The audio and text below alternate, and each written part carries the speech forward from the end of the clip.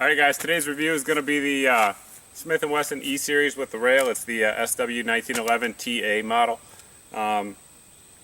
Like usual, we're going to do a little bit of shooting here from the 12-meter line, see if we can make some steel ring. Try not to miss one, but it seems like I always do. After that, we're going to go ahead and do a tabletop where I break the gun down, talk about some pros and cons of my experience with this gun from the time I've had it. And then we're going to do a chronograph test of a couple home defense or self-defense carry loads. But right now, let's make some steel ring, or at least try to.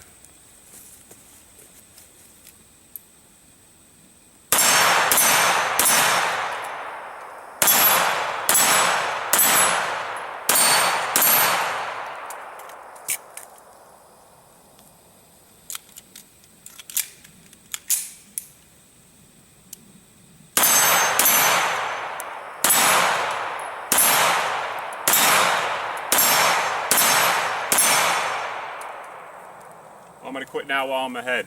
Up next will be the tabletop. Alrighty guys, I'm going to try to fit this tabletop review in between some thunderstorms we're having down here, so try to make it quick. Alright, first off we're going to disassemble the gun like we usually do, just to show you how that happens. There's a few ways to take apart a 1911, as I'm sure most of you know, but some guys might be new to it and don't know how to do it, so I'm just going to show you the way I do it here in the video. And I'm also going to try to show you the inside of the gun to show you the kind of lack of machine marks that this gun has. Because I know a lot of lower end 1911s do have some ugly machine marks, but this one certainly isn't one of them, which you'll see here in a second. And some of the things to talk about, I guess the big points on this gun while I have it apart, is the big controversial issue over most Smith Wesson 1911s is the external extractor. It's got the big honking external extractor. The E-Series ones are larger than the regular Smith & Wesson ones. So far I haven't had an issue with it, so I don't really have an opinion on it. I guess you could say I like it, if you will. The thing I don't like about it, and the thing most people don't like about it, is you can't tune it if you do run into an issue. But so far I haven't had an issue. So just to show you the inside of the slide there, you can see there's no real machine marks on there. Everything looks smooth. Smith & Wesson definitely took their time and polished those parts up to get it looking like that. So just going to show you that real quick. I'm going to put it back together. It also has the full-length guide rod here, which is another controversial thing, I guess you could say, in the 1911 world. I'm not a 1911 purist, so things like that don't bother me, but I know some people are. So if you are, hey, roll with it. But that's the disassembly of the pistol. Oops, there we go. Just while we're putting it back together, just some of the, I guess, talking points you could say of the gun. Yeah, keep losing my mark. Alright, got it. Some of the talking points of it is, it's a heavy gun. It's all steel, it's all stainless steel gun. It weighs in at 41 ounces. It's a little heavier than most 1911s because it's got that 1913 style rail on there. But in my opinion, that weight's a good thing, because most people aren't going to be concealed carrying a full-size 1911. I know there's plenty of you guys out there that do it. I'm not one of them. So in a home defense role or a military police duty role, that weight really is mitigated by a good holster. Comes with two 8-round ACT mags. I've never had an issue with any of these mags. They're good quality mags. The lips are staying intact. No issues there whatsoever. This one here, I'm running VZ grips on it. And I also have a Fusion magwell and mainspring housing that I put on there. It matches pretty well, I think. Just going over some basic features of it. The E-Series guns have these scallop side serrations, which help you get a good purchase when you're riding the slide back. They also have the top cut out there for anti-glare purposes. So if you're looking down the sights, you're not going to have glare coming back up off that stainless steel slide. It's a nice touch. One thing I don't like about it there is the roll marks, you could say, on the gun. It's got Smith & Wesson logo all over it. If that was a little smaller or not there at all, I'd prefer it, as well as the safety label there I don't like. But all in all, things like that don't really bother me as long as it shoots well, and it does.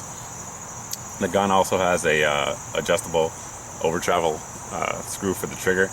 Myself, I adjusted it, Loctited it in there so that way it doesn't have any play in it and doesn't fail, I guess you could say, when you least want it to.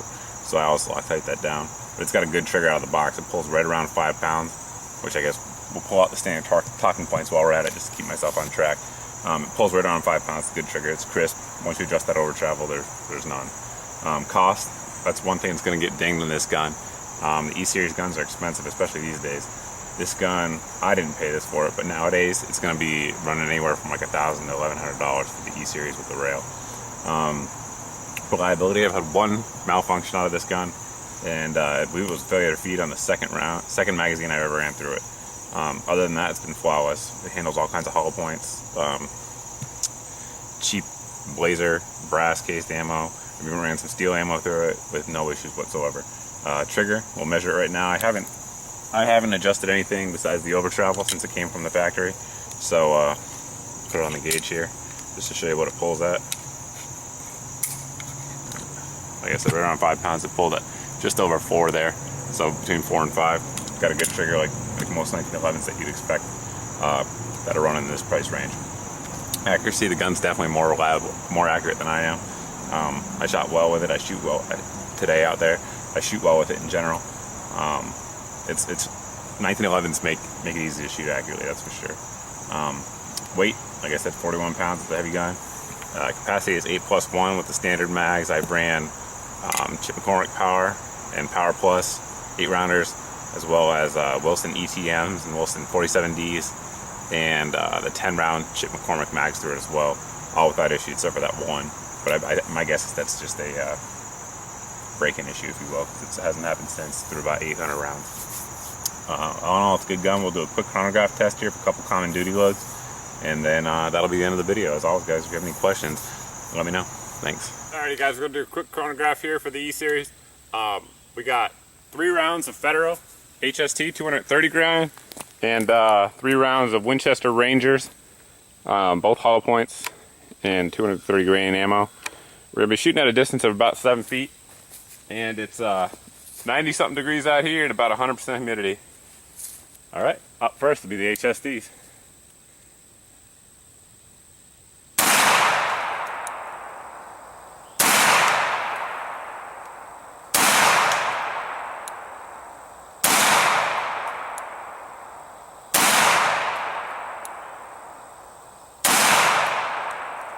Well, the Ranger is a little bit hotter.